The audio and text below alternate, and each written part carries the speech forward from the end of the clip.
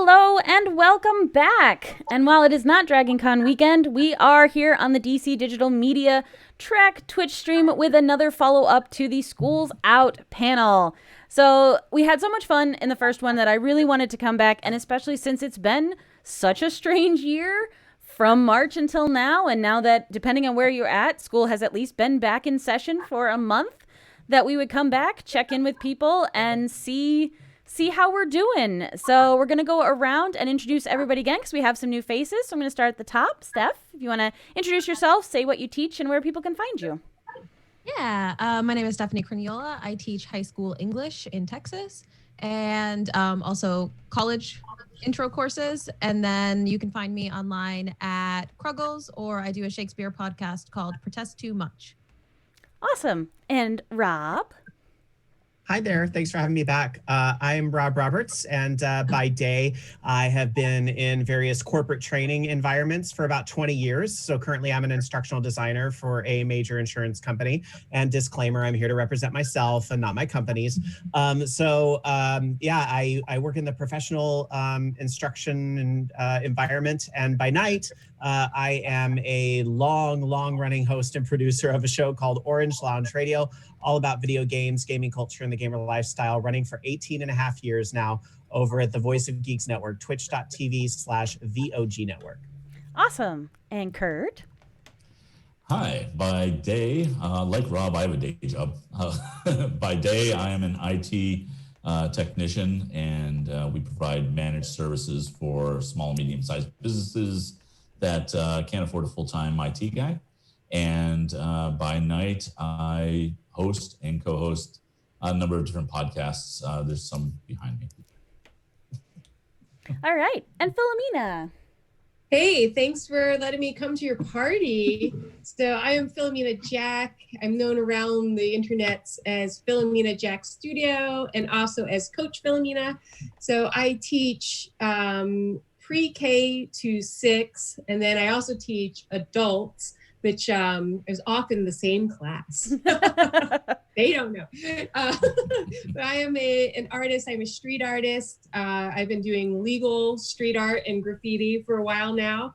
And I am also, under Coach Philomena, I do personal development coaching. So I help people get from A to B. And we talk about a lot of that stuff on my podcast, Making It Up. Excellent. And quick on me, my name is Emily. I teach art and dance. I usually teach adults dance and students art, but I do it at an art center. So I do a lot of specialty art like cartooning and anime, flipbook, that type of stuff.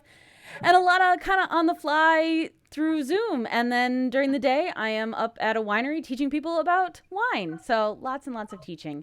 But we're going to jump right into all of this. And I feel like I had it at the bottom of the notes, but I want to bring it back to the top and just say, you know, how's everybody doing with this school year so far? And we can go in the same order. I think that's going to be easy. So Steph, how's your school year been going? It's been hard. It's been exhausting and enlightening in a lot of ways. It has been more, I've expended more energy teaching and prepping and grading and thinking about teaching and prepping and grading than in, probably the 9 years of past teaching experience combined. It's been exhausting, but there's been so much of it that I am excited to take forward as I hesitate to say when things get back to normal because I don't think they necessarily should. And I don't necessarily think they will. So I think that our idea of normal is changing, and I'm excited to see some of what that looks like. And so I know, Rob, you said, you're more in the corporate, but in dealing with, we'll say, the parents of all these students, have you noticed that difference and how people are handling that? Oh, sure. I mean, now we're faced with before the corporate world, obviously we never really stopped, education. It's, kind of like a year-round system. But certainly, we had the challenge of adults were faced with having their kids home all of the time during the summer. And now they're still home all the time, but they're still home and trying to go to school. And with that comes all of the tech issues, that come with the challenges of trying to get the kids connected to school school, making sure they're staying on task and things of that nature, which is, something that these parents are having to juggle while they're having to do learning of their own. So, it just means we have to continue to be mindful of, hey, there's going to be more need for breaks. There's going to be more need for these folks to get away. And, as a designer, that's something we have to consider when we're designing classes. And, it's been more of a continued acceptance of this is the way things are going to be for longer than just a couple weeks, like we thought in March, right? We thought it was just going to be a couple weeks. So we're having to transition more of what we used to do in a classroom to this virtual environment. We were doing that already last time, we all gathered and spoke, but we're having to do more of that now, as it's looking like this might be like the middle of 2021 before we even have a conversation about returning to a normal classroom.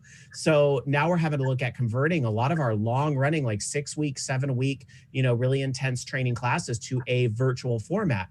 And we have to be able to build in extra breaks, extra incidents and things that are going to come up. So not everything is just a 1-for-1.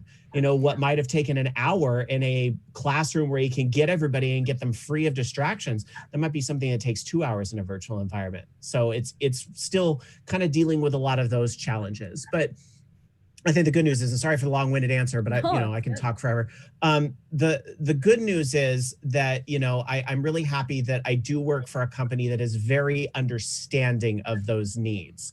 And I think, in the professional environments, you're really starting to see who are the companies that are stepping up and, really evolving to match what's the challenges that are going on in the world, and who are the companies that are kind of shooting themselves in the foot by not being able to evolve in this situation. So I'm really thankful and grateful that I do work for an organization that I do think is realistic with these changes and adapting appropriately. Well, and I think, honestly, I think that's the perfect word, is realistic. That the understanding that this doesn't have to be perfect because this is nothing any of us have ever experienced before. Right. And that ability to be like, no, if we are finding some success in some of this, that's still a win and we can build on it. And I think you're exactly right that the companies that... That's okay. I know we have two. Everybody's got something to say. Yeah, no, strong feelings about that. Yeah. But yeah, no, and you mentioned something on the technology end, and Kurt, I feel like that feeds exactly into what you've been dealing with. Yeah, it's so what's funny is when you said nobody expects it to be perfect, from the feedback that we're getting from our clients who we do IT for like 5 or 6 different schools. And they expect it to be perfect. At least that's the word that we're getting. Now, we're realistic. We understand. But it really is, it's a challenge because of how fast everything kind of went downhill. Yeah. So back in March, everything was going great. We were planning for the spring semesters and everything was going great. And then all of a sudden, everybody has to learn from home tomorrow. So can we do that? So, no, no, you can't. No. So that, and then plus kind of what Rob was talking about, the people who we manage IT for a number of different just private companies, and everybody needed to work from home tomorrow. And so from an IT standpoint, it all just has been nonstop. I don't know how people find time to learn how to bake bread. It just wasn't there for us anyway. So right? No, I felt that. I haven't learned a lot of new skills. I've just been trying to make it through. Right. What was really interesting though for the schools is when in the spring, at least here in New Hampshire, what it was the governor said, remote learning must begin a week from tomorrow. Literally said that. And so for the number of schools that we deal with, we kind of figured a way to make that work with Zoom. Thank God for Zoom. Yeah. And they're not sponsoring clearly, but I mean, a lot of us have been using Zoom for a long time. And so we had an answer, right? And so we were able to roll that out. And then when summer hit, a lot of the schools were going, okay, so if we have to continue this, how can we do this the right way? And that's what we've been implementing over the last couple of months, really. And it's There are some tech challenges for sure, but it's been really cool watching some of the schools and their forward thinking. That's encouraging. That's, Yeah. I mean, I'll take it. Like I said, I'm taking the small victories wherever we can find them. Right. Right. So yeah, and then Philomena, I know you're kind of in a new situation with what you're doing. So talk about how that's been. Right. So traditionally, I've taught lots and lots of classes at cultural centers, big rooms of people. And so that's pivoted to all online. And luckily, it's just worked out fine. Like I had this premonition or something. Like I bought lights months before all this shut down, and like I updated some stuff in the studio, which just thank goodness for the timing of all of that. And then as far as teaching it in an actual school system, someone contacted me who was teaching art in this small private school and said she didn't feel comfortable going back. Would I be comfortable? And I'm a yes and lady. Like I say yes sometimes, and then I'm like, oh, right. So, but I am so stinking glad that I have. Yes, it's been challenging. So, I'll have a room of 17 faces and then 4 tiny little faces on the screen. So how am I devising art projects that can happen with stuff in people's junk drawers? Go, I know you have cotton swabs, Jeremy, go find those cotton swabs. We're making something today. And how I'm leaning more and more on the stuff I know from art history and art theory. So it's not that kids have to physically always be moving their hands, or even in the time allowed for my class. So thank goodness that the yes and comes with me. And as far as the brain stuff, like knowing my studies in psychology and psychiatry, and being able to be there for the other teachers as a coach. Like I don't wave a flag like, hey y'all, I'm a personal development coach, let me tell you about your problems. But as people are just talking to me, and I'll ask one question, and I've had people say well, thank goodness you asked me that question, because now I have a new perspective, and I just feel so stinking grateful. I really feel okay. And I sometimes I don't say, I will only say it to y'all. I really feel okay. I like this slower pace. I like staying home. I have learned to make bread.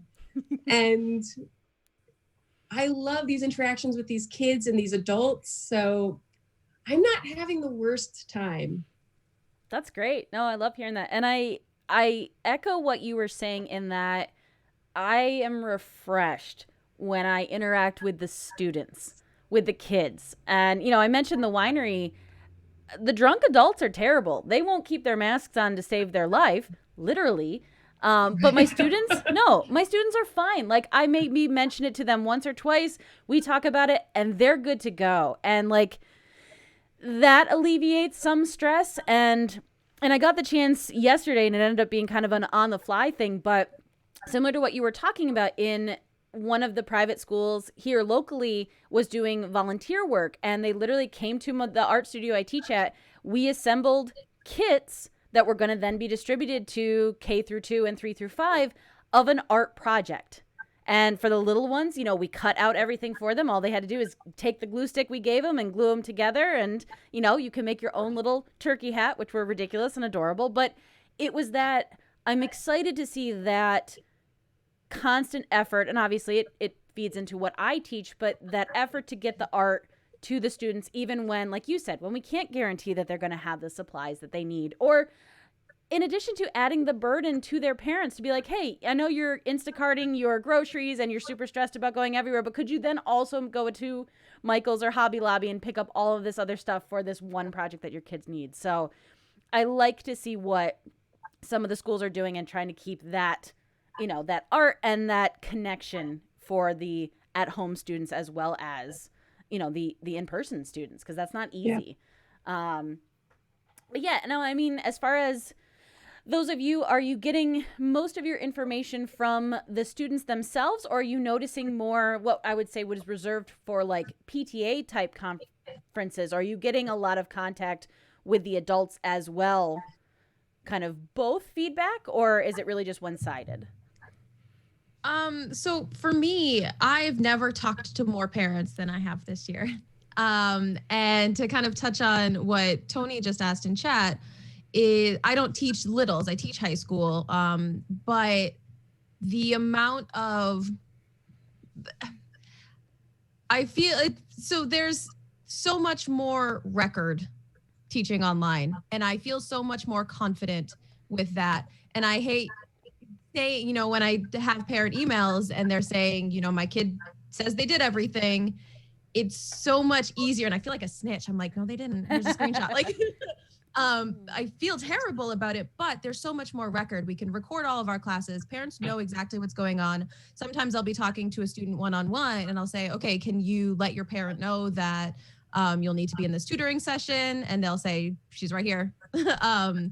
So they've already heard it. There's a lot more, I guess, confirmation of engagement from both the parent and the student, or lack of engagement from the parent and the student. And it's enhanced on both sides. And Okay. I'm grateful for the more engagement and more involvement side of it. And, frustrated and sad for the kids from the less engaged side, as usual. And those are the things that are normal from teaching. But being able to talk with parents more and be able to have more confirmation of what's actually happening, or recordings of what's happening. And, everything that we say in class is, I expect when I teach it live to go back home to parents, because that's what kids do. They talk about what happened, hopefully, during their day. Yeah. But the fact that it's all there and preserved, there's a level of comfort there for me. That's good. I'm so glad to hear you say that, Stephanie, because some of the problems that the teachers are feeling, or some of the stresses that they're talking about, is being on camera all day, especially with the littles. There are certain times when you have to be like, Joey, go wash your hands, and it may come out a little sharp, right? And the stresses that they're feeling of being on camera all day. So I'm glad to hear you say that. It's really weird. One of the things that we've been seeing also is and again, schools aren't our primary business in terms of our IT support, but I'm at a school twice a week, a specific schools twice a week just for IT work, and I hear things that are really I wasn't expecting, and things like Bobby put his Zoom name as Caitlin is cute, and legitimately had a parent flip out about that. Oh no. And I'm going, okay, we can change the rules so that they can't rename themselves. That's fine. We already qualified that they can't join unless they have a regular domain name and all that. But let's not go a little nutty here. Yeah. Right? I mean, and one of the teachers actually took an interesting approach and tried to explain to the parent that it's no different than if Bobby passed a note in class that said Caitlin is cute. Right. It just happens to be the note goes to everybody right now. Yeah, it's new things, new discipline in quotes, but new classroom management things that we have to start to learn to work with in new different ways. And we've all kind of talked about online etiquette at one point or another, but this is a different beast altogether. And so the kids are learning how to be better online as well. And the parents are online as well. It's been interesting just to see the unexpected things that have popped up like that for us. Kids will figure out how to do the things that they want to do in whatever medium that is presented to them. And kids are amazing and they're smart. They're so smart. They're so much smarter than we give them credit for, I think, a lot of times. And it's all catching up with them like it is in the regular classroom. Yeah. Well, and it surprises me. And I was going to ask you specifically, Rob, like I'm still getting horror stories from some of my other teacher friends about parents in the background, or not even siblings. Like these are the adults in the house who are maybe not as fully clothed as they should be, or like stuff like that. And I'm like, guys, at this point, like we've been doing this for a while. Like we really need to have a serious conversation. So, I'm wondering, like, because you were doing more training and more stuff like that, is that something that is talked about at all? Like, is there a new part of the adult training that talks about, we'll say, the Zoom etiquette or just the etiquette of being online? Yes and no. In the adult world, we don't have the Caitlin is cute problem, luckily. Nudity hasn't really broken out as far as I've seen, just because I think people generally kind of know, like, it's my job. I've got to, be on my best behavior. But that doesn't mean like the reverse doesn't happen, where you might have a kid storm into the room and, kind of like, mommy, I need, and those sorts of things.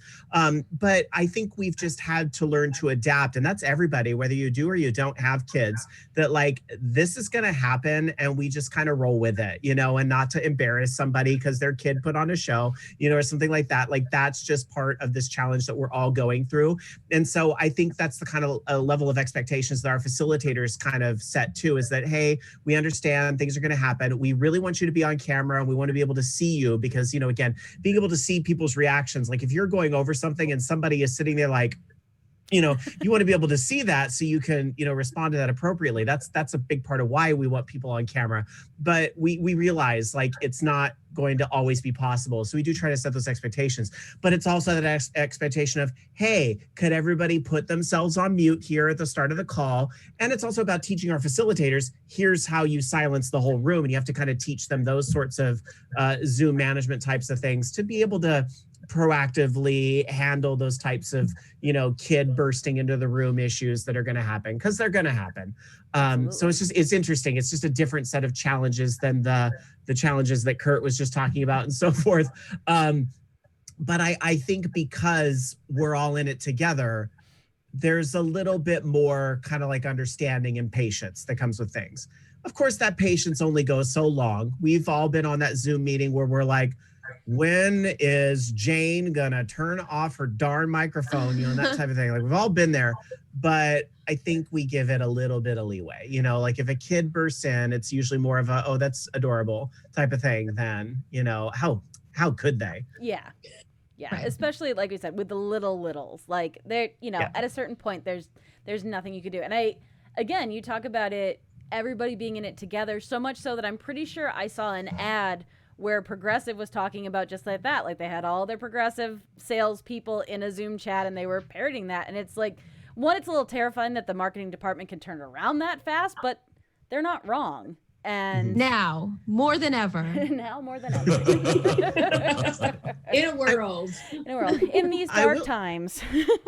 I will say one common thread that I kind of caught on between the kids and the adults is the nature of having to be on camera all day. That is very difficult and something that, in the adult training world, we're dealing with as well, because, our days go usually a little longer than a traditional, school. Somebody is usually working from 8 a.m. to 5 p.m. if you consider an hour lunch there. So that makes some of the training that we're doing even longer sometimes. So, again, it's about building in the appropriate breaks. And a big part of it, too, is diversifying your curriculum so that it's not just a lecture for 8 hours a day. Is it possible that folks can go to a breakout room to do a particular activity? Because even just a change of scenery is really nice, and kind of being able to open up to people in a different way. Or is there an e-learning kind of self-study module that somebody can do for even just 30 minutes, kind of away from the Zoom where the camera doesn't have to be on for a minute? Somebody can kind of do that, or some other type of activity that they can take away from the Zoom and then come back and share what you found. Those types of activities are so important to be able to build into a successful curriculum, because you can't sit there and listen to a lecture for 8 hours. None of us can. It's hard to do in person. It's harder to do on Zoom when everything else around you can distract you, including kids, pets, whatever. And even just the fatigue of that. I mean, a lot of us are podcasters. We listen to podcasts. We enjoy it. I can listen to a lot of podcasts or a lot of audiobooks for the day, but at some point I still need a break. And at no point am I being tested on any of that information. It's just enjoyment. So I really think across the board that not only diversifying it in what we can do different, but also understanding that you need a break, that we have to give ourselves time and not push as hard as we used to in person. And also, you know, something that Stephanie had said, that some of this stuff, I think Philomena echoed it, like moving forward, I'm okay if we maybe give the students of any age a little bit of a break, or we give them a, you know, we talked about it last time, that the only way to learn isn't through a lecture. Like, how else can we be getting to these kids and getting this information out there, and again, teaching these self-inspiration and self-searching and that stuff. And I am hopeful that continues. And again, just because we are to this point and things haven't gone back to normal. Yeah, I think that when I started teaching college courses, and now because in New England, high school days, if you're not on block schedule, are 44-minute classes. You've got 8 of those a day. Now in Texas, we do block scheduling, which I think is a miracle. So they're 90-minute classes and you only have 4 each day and you alternate. But when I started teaching college, all I had done was 40-minute classes. And now all of a sudden I had 2 hours. And for me, I was like, how am I going to fill 2 hours? Which was not a problem, but thinking about it. But I started scheduling in at least a 5-minute break in the middle where everyone could leave the room, go do whatever they needed to do for a few minutes, come back, and then we can recover from that. And so I took that once I started teaching block schedule, because 90 minutes isn't that far off from 2 hours. I started scheduling breaks into the middle of my classes. And I find that for virtual, like usually classes run pretty smoothly with like one topic or one thing moving into a next. And I've needed to start scheduling those breaks into my slide decks for the day because I just forget. I am teaching and then I'm like, okay, cool, we're going to get to the next thing. And I forget to stop and take a break and take a breath, which is as much for me as it is for the kids. So I've needed to start actually adding a slide in that says, okay, 2-minute break. Well, I mean, there's a reason that there's structure. All of those different apps or timers you can set on your computer that say, okay, it's time to stand up. It's time to take a break. It's time to drink some water. Like, you get into that flow or you get going and, you know, like, oh, it's been 2 hours and I need to move because I have turned into a sedentary object. Yeah.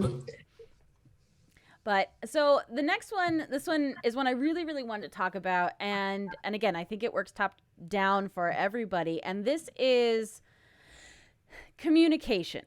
And I will preface this with the big reason, in addition to loving talking to all of you wonderful people, is I liked the idea of putting some of this out there in the world to not only, again, we talk about struggles that everyone's going through, but the idea of sharing information in a way that if there are ideas that someone else is doing or something that is working, or knowing that like, hey, maybe here's one other person I can ask my Zoom question to. But my big question comes down to, we'll say, administration or the higher ups of the company or the school that you're working with. How is that working with the communication with not only yourself as a teacher, but with other teachers, and we'll say managing the expectations that the admins and the upper ups have for what is realistic of the teachers? I know we kind of touched on it a little bit, but I want, like, how has that personally been?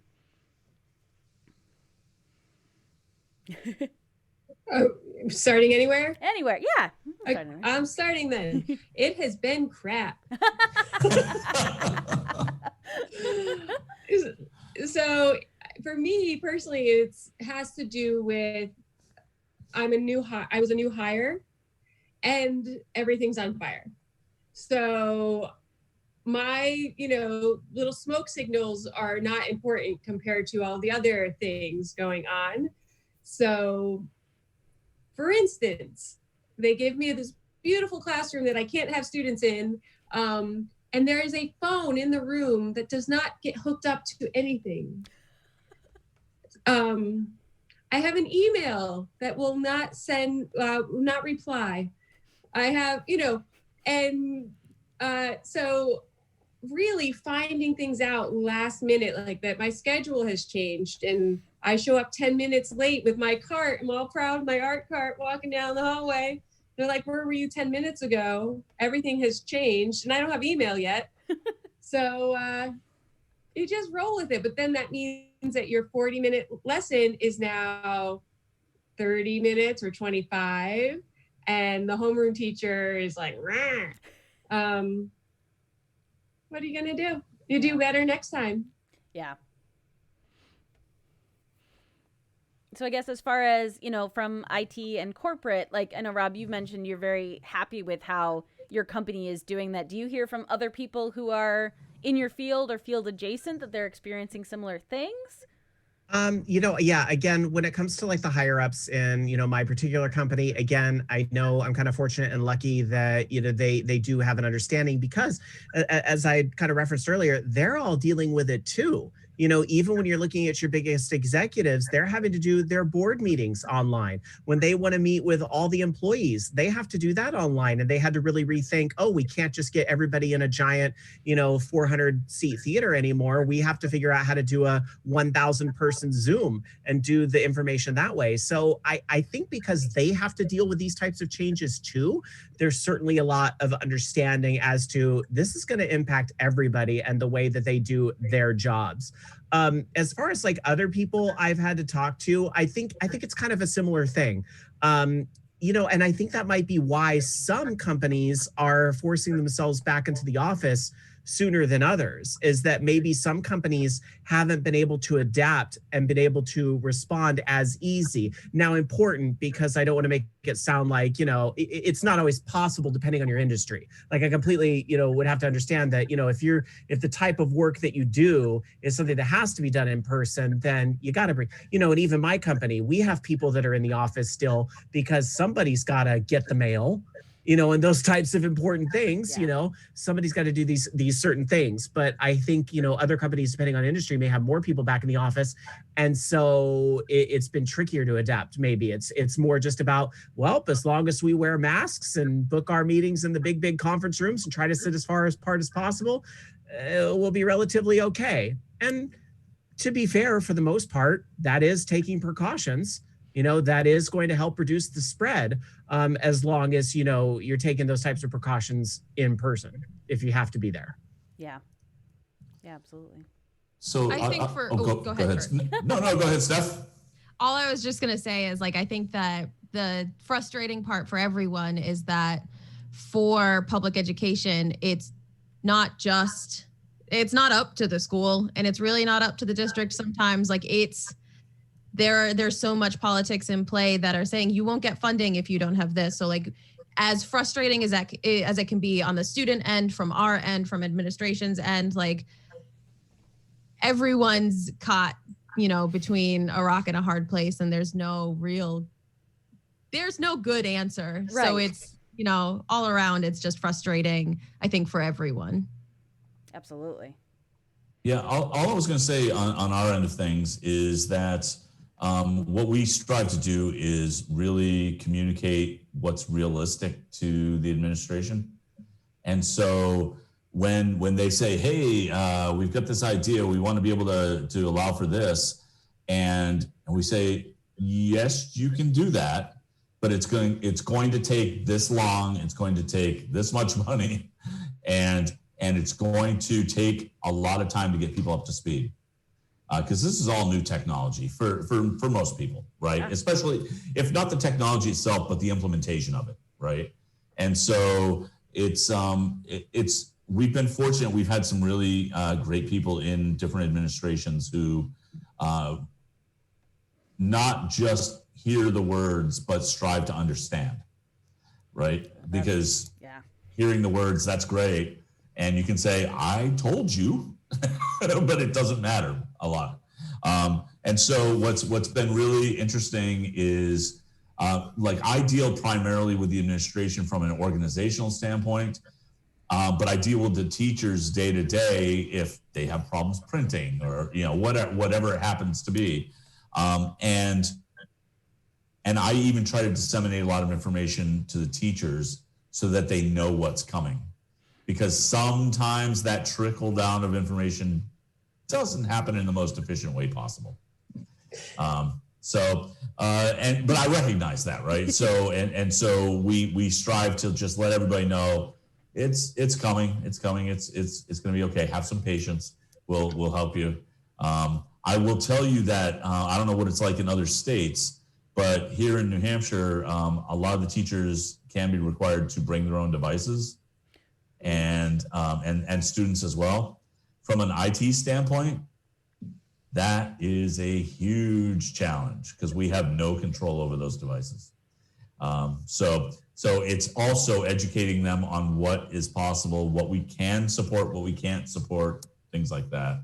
I mean, when I do streams for Shakespeare stuff, if someone's on an iPad, I'm like, I don't know how to help you. Yeah. You know, like I can't imagine like actual meaningful troubleshooting on different devices instead of just a district device, because like if I can't help someone split their Zoom window, like I don't know how y'all are doing it. I feel like that's a huge challenge. I'll give you a perfect example for this year, and this is something we're still dealing with. Standardized testing is happening right now, and the students all bring their own laptops. They're expected to take the tests on their own laptops, and all of it's for this particular school, and there's a secure browser through the educational website. Great. So we have to send a letter home to all the parents every year telling them what the system requirements are for their students' devices. And then if they still are having problems, we try to troubleshoot it while they're on site. And it is a bear. It's just ridiculous. And it's like, well, what do you mean my Microsoft Surface with a weird ARM processor and a different flavor of Windows 10 doesn't work? I can't imagine how you do that, Kurt, because I can't get kids to come in with crayons that haven't been chewed on. Right. Oh my goodness. Or dead Crayola markers. Oh yeah. Well, luckily for us, that's not our problem. That's the school's problem. but no, it's just the amount of devices that are out there, and I will say it until I die. Printers are the devil's tool. Oh. They are actually the worst. They are actually the worst. And I consider myself decently tech savvy. No, Stop talking like this. My printer can hear you. Yeah, I know. They make me feel like an idiot child, and I know they're listening. Even though there's not one in the house, I know it's listening. It's fine. It's fine. Well, and it was something you guys had touched on earlier, and I think the part of it is realistic expectations, but also right now lip service doesn't do anyone any good. Like just being like, yeah, we'll figure it out, or this will be implemented, you know, we'll have the stuff for you. Like, I think that does more harm for managing expectations and actually turning out stuff than anything else. So my hope is that there are realistic, hard conversations happening about what can and can't be done. And, you know, again, the being able to literally pull from the resources that you have available and actually talk to the people, we'll say, who are in the trenches and doing this. Like, what can we do? Or if you have an administrator who hasn't been on this side of it or hasn't taught in a while, any of these things, you know, them being able to talk to the people who are actually doing it, I think is huge and needs to happen. And I wanted to touch on. Oh, go ahead. Sorry, I just want to say that is absolutely true, and it was something I was actually going to piggyback on what Kurt was saying too. Is that you have to be able to negotiate your deadlines. You have to be able to, and I suppose, you know, and I don't know how this really works in the traditional youth schooling world as opposed to the corporate environment. The corporate environment, you have to be able to negotiate deadlines. And I don't know about IT, Kurt, but I know in the learning development world, we have this old saying: you can have it fast, you can have it cheap, you can have it effective. Choose two. Yep. Okay. But I mean, based on that, like, it's really the same thing in school. Deadlines are meaningless. Due dates are meaningless. You know, when you boil down your job as a teacher, your job is partly to cultivate this sense of responsibility and organization and ability to stay on top of work. It's partly that, but it's mostly to teach skills in, a specific field of study. So if I want my students to be able to read critically, I want them to be able to read critically. I don't need them to have been able to read critically 2 weeks ago when I taught critical reading. I just need them to be able to read critically. Right. So if they can demonstrate that they can critically read, I'm going to give them a grade for it. I'm not going to just keep that 0 in the grade book forever because they don't deserve a grade. You know what I mean? Like we as teachers have to readjust our expectations on deadlines and understand that sometimes it's just not, sometimes it's a technical issue. Sometimes it's hey, my grandma was sick and I was dealing with not being able to visit her. Like we are not the judges of what's going on in these kids' lives right now. And so managing realistic expectations and deadlines and being able to work with them is so important. So if I'm hearing you right, you are teaching your kids the skill to negotiate deadlines, which I just said you need in the adult world. Yeah. Yeah, we're doing this together, Rob. We've got this. We got it. No, like it's so, and that's one of the things that I hammer home to them is that, I know you've got stuff going on. You have to tell me.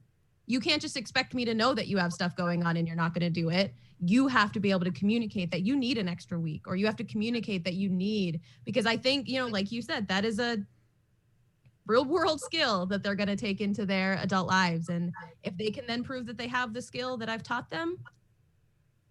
Yeah. And I think it keeps coming back to, people talk about and have done a lot of research now that we've had 6 months plus of this, we'll say the psychological effects that this is having on people. And, again, as all of us are creators, we are susceptible to beating ourselves up for not making deadlines or for not being as productive, we'll say not even deadlines, but not being as productive every day that we work or working every day. And I think, again, you're running into kind of that idea now permeating a lot more people who maybe hadn't had it before. And so, that weight of I have to get this done and I have so much to do, but I'm terrified, like you said, because I can't see my grandmother and the world is on fire. And so I think it's, again, keep coming back to managing expectations, but cutting adults and kids who are learning a little bit of slack, that there's probably a good chance that they're not just being lazy and blowing it off, but that there might be, there's more to that's happening and reason for missing a deadline or not being as productive as you'd want them to be. Yeah, I think this is true for whatever your audience is setting up what your expectations are. So being clear that, I don't expect you to draw the most beautiful apple. I expect you to try, and I expect you to try, and I think that's something I'm really pushing with the kids. And I'm hoping that leads to them being able to speak up for themselves, when they're eventually getting to the higher ed schools and the next classes, that they can ask their teacher, what's the expectation here? Don't be vague. And then that goes into your adult life, when you're dating, what's the expectation here? Is this dinner or is this dinner? Like, what's the expectation? And I love the feedback I've been getting from the kids when I ask them, does that seem reasonable? Like, just try to try, and they're like, now that you think about it, like, yeah, I could try to try. Like, all right, we're going to start by opening up that glue stick. We're going to open that glue stick. We're going to try. Yeah. No, absolutely. Trying to try, I think it goes a long way. I had wanted to call back, so Future X Skeleton in chat is saying, my role is entirely based on communication and collaboration, and it's so much harder right now than it was before moving online. Everyone who's individually contributing or working in small pods are absolutely killing their workloads, but the way we communicate that work out to the larger business community is suffering. So I think that's interesting. Like, you're seeing individual productivity and cooperation, but then how that's getting out there is different. And Tony P says, same with my company. We still have about 10% of our employees on site, notably mailroom, as Rob mentioned. He said, are machine workers, and he works with people who can't convert a document to PDF. And so that's, it's little things that are running so well and then to be hiccuped by, something else. Well, and this goes back to, I think, what we talked about in the first one. And Kurt, I'll toss it to you, but we need more training. We need more training options for teachers, from turning on a computer levels to experienced, heightened use of these learning management systems. Yeah, so that was a perfect example from Tony, because those problems were already there. And those problems pre-existed COVID and will continue after COVID. The interesting thing, I say my job is an IT technician, but I'll tell you that my bigger job is customer relations.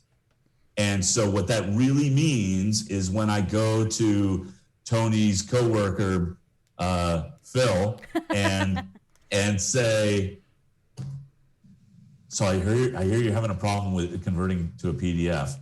But I have to do that with the understanding that he's dealing with all this other junk that's happening too, right? We're all under a lot of stress and we're all under a lot of pressure. And I know he really needs that PDF right now. And it might not even be reasonable because of the level of stress that everybody's under. But from my perspective, we deal with a lot of companies and we have to take that into account, because you can't just go in cold. And look, I'm a geek, and I know that there's a lot of us that are unfeeling. We're just machines. But from my perspective, we really need to strive to really understand what people are going through so that we can help them. And then when it doesn't work out, there'll be more understanding as well. Well, and I think that's a huge thing. And I know, obviously, we've been talking about it, and it's been over a month since we had this last panel. But in the 8 months of all of this, I think we've seen incredible positive strides and people learning new skills and communicating. But I can't imagine someone who will say maybe missed some of that. And now, even though we are all still new and still learning a lot, they missed that intro part. So even though you have a ton of people who are on the next very intro basic level, to go back to turning the computer on, accessing your emails, getting comfortable with that, I worry that there is that fear then, because, now, literally everybody handled the pandemic better than I did, and now I'm afraid to ask. And, and that's top to bottom. That's adults and kids. I don't want that fear of asking, or even we'll say, what that sometimes turns into, the anger part of it, that I don't understand what's going on and I don't know how to ask for help. I don't even know how to ask the right questions, and that part of it. And I think it's that balancing act of being proud of the process and the progress that we've made, but also remembering that it's exactly like Kurt said, these weren't brand new issues in March. These were things that had been living under the surface for a while and now just had a light shown on them because, the world. Right. Yeah, absolutely. I can absolutely say all of that is true. I used to work for the United Way through our library system, teaching people mouse skills, what a double click is.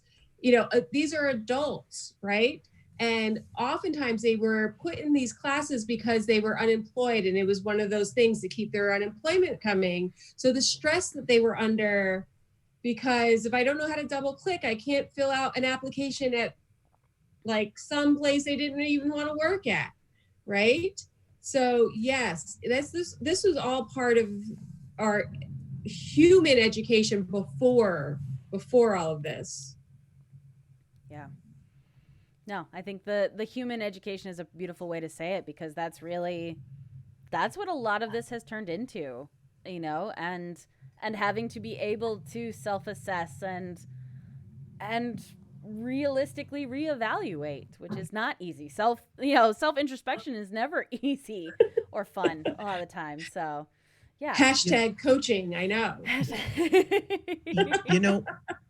when they talk about this pandemic kind of defining a generation, I don't think they necessarily mean it's going to be the sickness itself. Eventually the sickness will go away. It's gonna have to. But it's going to be kind of like how we handled this situation that's going to really define a generation. And they talk about, the Zoomers, I think is what they're calling this group of kids that are in school now. And I think a big part of that is because, this is a group that is growing up with technology. Many of you guys, not to give away anybody's age, but I think everybody here is old enough to remember, like when they were a kid, that personal computers were not, that was a luxury item. It was somebody, that was the well-off house that had a Commodore 64 or a, IBM or whatever, that not every house had something like that. But here we are now in the year 2020, where we're faced with a situation where we don't have a choice. If a kid wants to go to school, and this has been a huge challenge in the response to the pandemic. Unfortunately, there are some kids out there that are getting, left behind, and that's terrible. But there's a huge part, you look at the kids today versus the kids in the 1980s when, that was, we had that 1 hour a week where we got to go to the computer lab and play Oregon Trail. Okay. Yeah. The computer lab now is all day, every day. That's funny. That's what they call my generation sometimes. I'm in that little gap between Gen X and millennials. Yep. And you sometimes hear that called Zillennials. I don't like that name, but I have heard a name that I think is perfect, and it's called the Oregon Trail generation.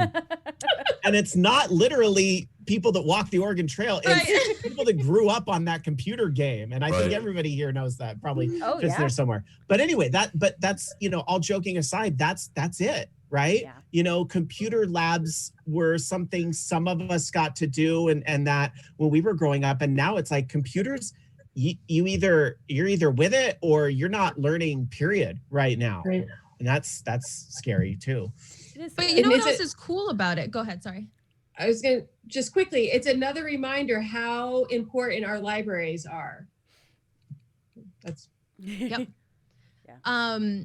So I think one of the other things that's cool about it is that, so I don't play video games. I just never got into them.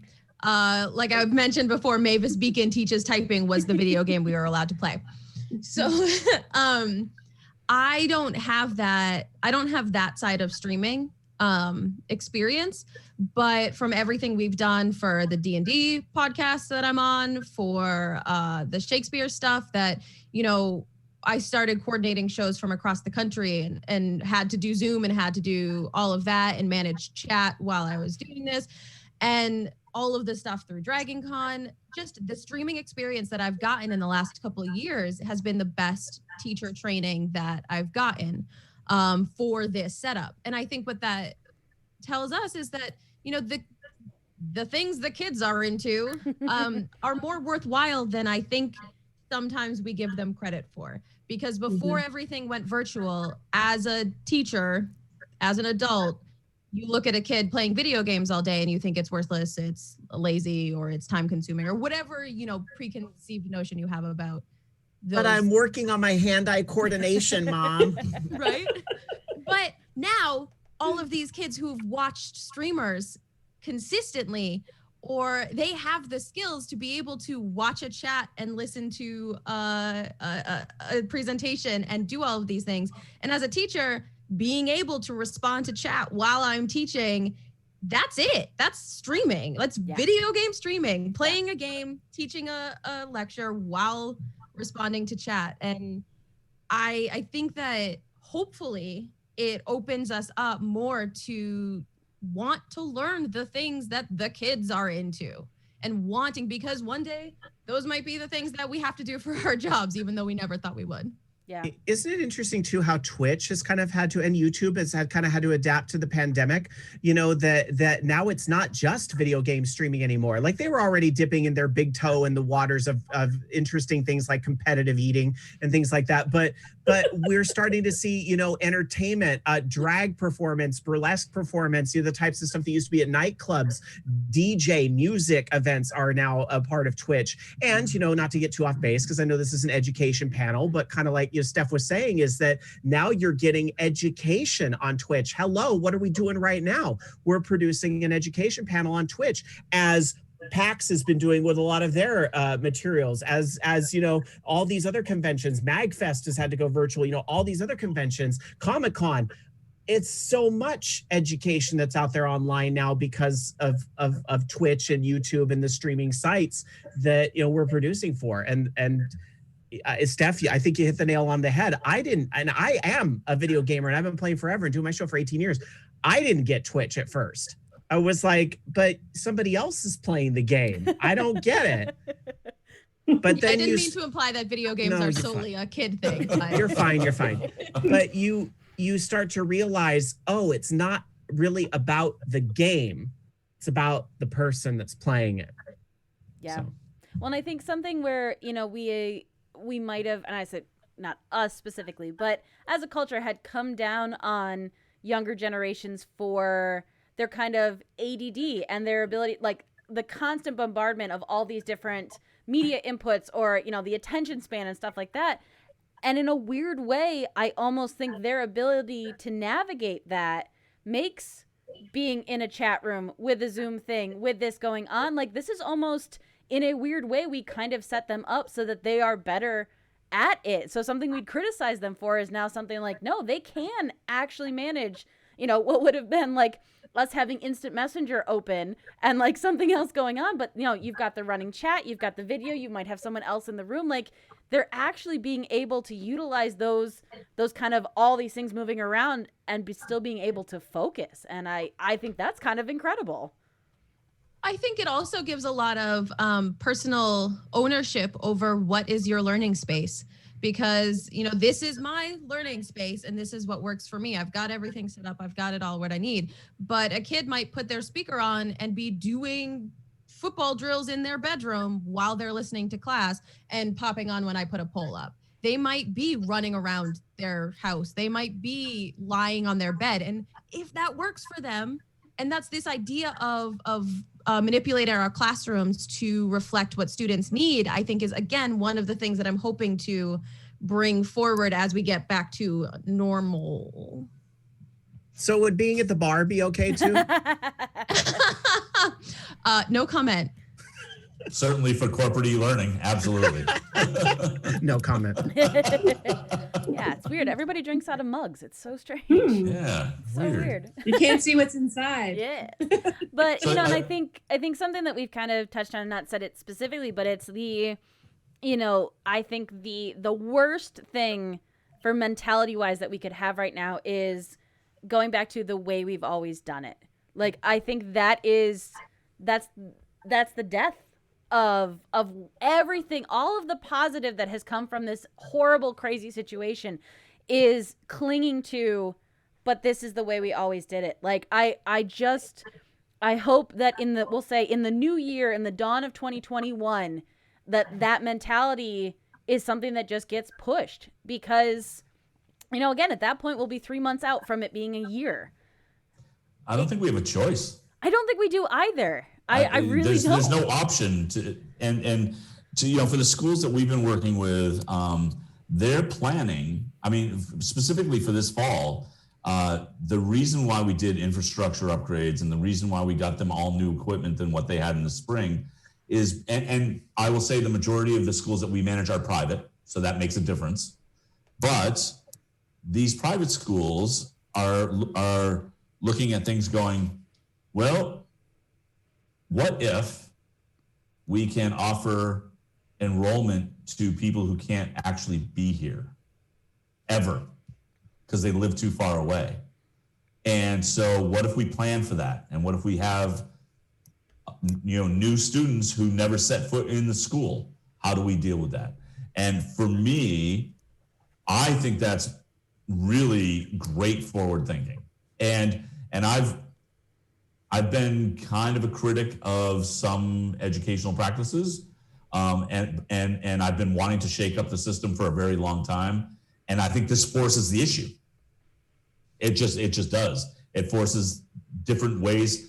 Steph, you touched on it a little bit. What if Tom has to lay on his bed to really soak it in?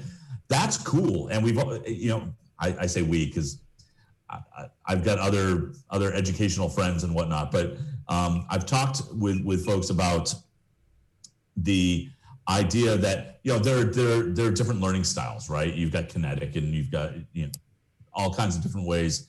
And maybe there are educational styles that we just haven't thought of traditionally. And I think that's really cool. And if this causes that shakeup, I'm good with it. I'm completely good with it. Just kind of to speak to what Steph was talking about, regular class schedules versus block scheduling. I will say only in my community with the schools that my kids went to, when they moved to block scheduling, we were told what would happen is, well, now we can get into more in-depth subjects. And in practice, what ended up happening was my kids didn't have homework anymore because they were given the 45 minutes to an hour of regular instruction, and the rest of the time was being spent doing homework. And that for me felt a little odd. And you can argue the homework argument or whatnot, but that felt a little odd, and it didn't follow through with the promise of the block scheduling for our community. And no judgment against any other communities. I have no idea. But in a Zoom situation, you can't do that. Like you can't say, okay, we're done with the class, but stay on camera and do this worksheet. Oh, can't you, Kurt? Well, I guess you could. Oh, she's going to see you after class. Yeah. I mean, I guess you could, but what are you going to do? Move the camera down to the paper? And you could. And I'll touch on that because that is something that I do. I have a lot of time built in for guided practice in class. And that comes from when I taught in Rhode Island. My kids didn't have time for homework because they A, didn't have a home, or B, went to work all night after school. Sure. And so I learned a lot to build in that guided practice time in class. And so for what I'll do now, most of my kids don't have their cameras on when we're in class. And that's something that I monitor participation through polls. Every couple, minutes, every 10 minutes or so, I'll put a poll up and they have to answer a question, or they'll do open-ended questions through Pear Deck and stuff. So I'm monitoring engagement and knowing that they're there without them having to be on camera, because I know how draining it can be. I know that not every home setup, all of the things, but I just kind of trust them. And that might be on me but I'll say, hey, this person, I see you haven't opened this document yet. Maybe could you do that? But for me, it's a lot of just trust, and it's not a perfect system. And it is just me sitting there. But ask if you have any questions. but you're taking those steps to try to keep them engaged, though. Yeah. And that's huge. That's a big deal. Yeah. Right. So, yeah. But it is weird and it's hard. It's those things that I love doing because I can walk around and see. And again, that's a good feature of Google Docs, is that I can be essentially walking around and checking their work because I can just flip through all of their Google Docs to see what they're typing. But it's weird and new, and there's no perfect. And that's one thing that I'm definitely looking forward to when we can go back in, is being able to walk around and have little conversations with them on the side. That's not necessarily work related, but makes that connection stronger. But yeah, it's weird. But I've definitely done all right, take the next 10 minutes and do this.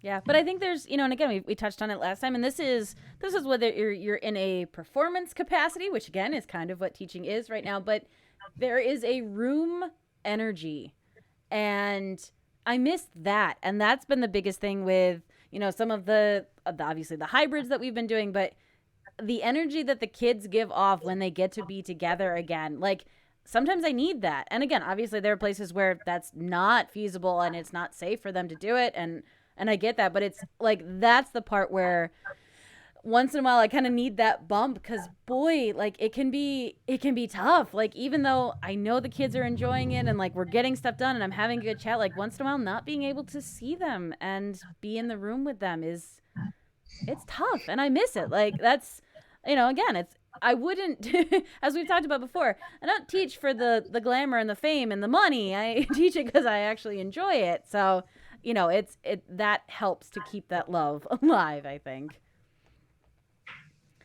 But so I'll say I got one final thing, and then I can outro everybody. But so we kind of touched on this, and I know this is a big question, but in your opinion, how can we, moving forward, kind of take care of each other in the education sense?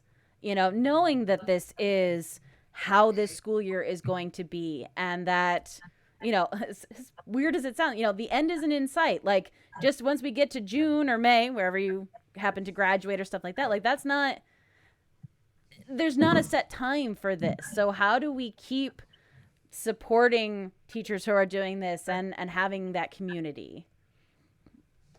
That's a big, tough question.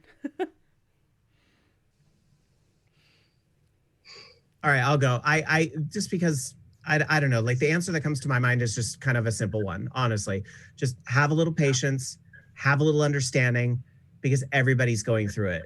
You know, and I think it's as simple as that. Like, you know, things are just not going to take or they're not necessarily going to be as fast as they were before, because maybe it's not something we can do in person. So it does take a little longer. So we just have to have a little patience. You know, everybody's got their own scenarios going on at home. You know, somebody may not have kids at home at all, where somebody else might. But that also doesn't mean that the person that doesn't have kids doesn't have their own struggles. You know, my dad had a stroke in June, and I'm happy to report he's made a virtual full recovery since then, thank heavens. But I mean, that was something where I needed a little patience and understanding too, because that was a very tricky scenario to have to navigate, especially during the pandemic, you know, and so forth. So I think at the end of the day, have a little patience, understanding for each other, regardless of people's situations, because you don't know what somebody else is going through. I think I'm glad to hear that about your dad, Rob. But thank you. And what I would add to what you're saying is to remind yourself it's okay to be wrong. To remind yourself that we don't have to know everything, especially as educators, right? Flail in front of the students. Be wrong, show them how you can gracefully work around what you've done, right? And then I'd also add, and this is maybe putting my coaching cap on, is question where you're finding your significance. So if you feel like you have to be in the room to feel the significant power that you have with these students, question that. I don't know the answer to it, because that you have to find that inside, but recognize how much of a badass you are, even with the little things that you are able to get through. Yeah, I like that. I just have to piggyback on that, Philomena, because you're perfect. I love those additions to what I'd already said. And I think especially the part where you said, not being afraid to show a little vulnerability. You know, we're all digital media broadcasters and have done things in a variety of modalities. And I think, why is it when we do things live, why do we get the turnout that we do when we do things live? Because the audience wants to see that vulnerability. Drama. They're there to see the mess ups and the screw ups, and not just that, but you know, that vulnerable and that tension that comes with a live event. So to kind of tie these two things together. Philomena, you talked about this a little bit as well, but I think particularly you educators should really celebrate more the successes that you find in this new environment. Like, I'm constantly seeing teachers, I'm constantly seeing teachers go, and especially now, go, oh, I just learned I could do this, and this was really effective, and celebrate that. And what I'm seeing a lot more now, and I know that teachers talk to teachers a lot, but I'm seeing a lot more things like teachers and administrations from other schools are talking more to each other, just to because we're all in the same boat on this, right? And just going, like, I've talked to IT guys at other schools saying, so what are you guys using for your camera? Because clearly it's working for you guys, and I want to see if that's affordable for us over here. And things, just little things like that. But I think that level of communication, which isn't just within your school, but within your teaching community, I think has been increased. And I'd say, even if we go back to normal, which I don't think we ever will, that's a different story altogether. I think the normal is being set every day. I think that if the new normal includes more communication between professionals, that's really good. That's really good. So, fund public education. That's what we can do moving forward to solve some of these problems. No and I kidding. will leave it at that. No, that's, yeah, that, again, that we were all forced into this, and the adaptation from that. And I think it's, celebrating the successes with that, I think, is a beautiful thing. And then having the grace and understanding that not everything is a success right now. And I know, and I loved this, and the way we ended the last panel talked about that. It's the improv thing of yes and.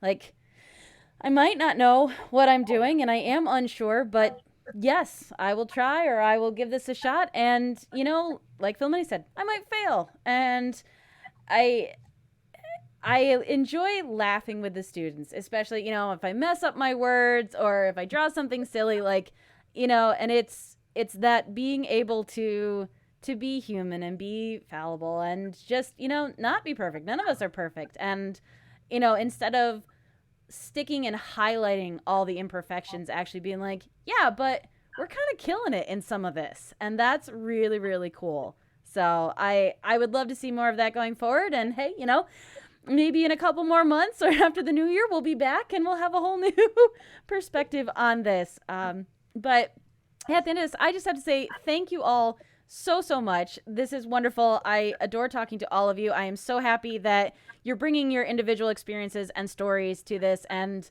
again, I'm really hoping that maybe people who don't personally know me, but see me post this or something and start seeing this and seeing other people talk about things that are more relevant to them. Like, again, it's just that little bit of support, even if we're not directly talking to each other, but that, like, okay, there's other people out there. There's other people who are going through this, but we are succeeding, and that part of it. So in the hope that people will find you and chat with you more, I'm going to start at the top again and let them know where they can find you and see more of you. Yeah, I'm Stephanie Corniola. You can find me online at Kruggles. I do a Shakespeare Showdown podcast, Protest Too Much, which is at P2M Pod online, and also a Dungeons and Dragons podcast, which is Adventure Incorporated, and that's Adventure Inc. Pod online. So a lot of very educational side projects. And Rob? You can find me on social media at Twitter at Mr. Rob Roberts, Mr. Rob Roberts, and Instagram under the same name as well. And then, of course, the show that I host is called Orange Lounge Radio, and that's available on all the great podcast software, iTunes and Spotify and all that good stuff. And it broadcasts live at the Voice of Geeks Network, twitch.tv/VOG Network, Sunday nights. Excellent. Kurt? I can be found on Twitter at VO by Kurt. Also, I host a podcast with Charles McFall called FTH Beyond, all about Marvel Strike Force, the mobile game, on Thursday nights here on Twitch over on FTH Beyond. And on Thursday nights also with Philip Keating, I host a podcast called Nook's Tavern, all about Animal Crossing New Horizons. And my solo podcast over here, I pointed the right way, is Story Time with Kurt, where I just read a public domain book, and if you fall into a nice nap while I'm reading it, I've done my job. I read it as if I'm reading to my kids or my grandkids, or my grandkid. I only have one right now. And that can be found anywhere you get your podcasts. And Philomena? So Philomena Jack of Philomena Jack Studio on all of the socials, and my coaching is over at Coach Philomena, and fun podcast called Making It Up, and it's just about getting from A to B and faltering and having wins and then faltering again And I love this community. Emily, I am so stinking grateful. Thank you. You're welcome. No, this was awesome. So as she said, I'm Emily. I am a swan named Emily across the internet. I am streaming on Twitch now every Friday afternoon. Start time TBD because I've not started at the same time yet, but that's twitch.tv/a swan named Emily. You can also find me on Twitter, Instagram, Facebook under any of those. And I'm going to be posting soon some of the virtual workshops that I'm running through my studio, which is cool because you don't have to be in my town to take them. So check out my schedule if you want to catch more of my actual education stuff, or on Friday afternoons, come in and stop in, watch me draw something and mutter to myself. And before we head out, I just wanted to give another big shout out and a big thank you to Charles McFall, who let us run this panel during DragonCon, but then also was a total backup support to this being run again, even though it is not DragonCon weekend. And, you know, for all he does for the DC Digital Media track, which we're lucky enough to be on right now. So big thanks to him. He is also an educator, so I think he feels a lot of this, and it's been really cool. So thank you, everybody who came out and who's maybe watching this afterwards. And yeah, good luck educating. Bye.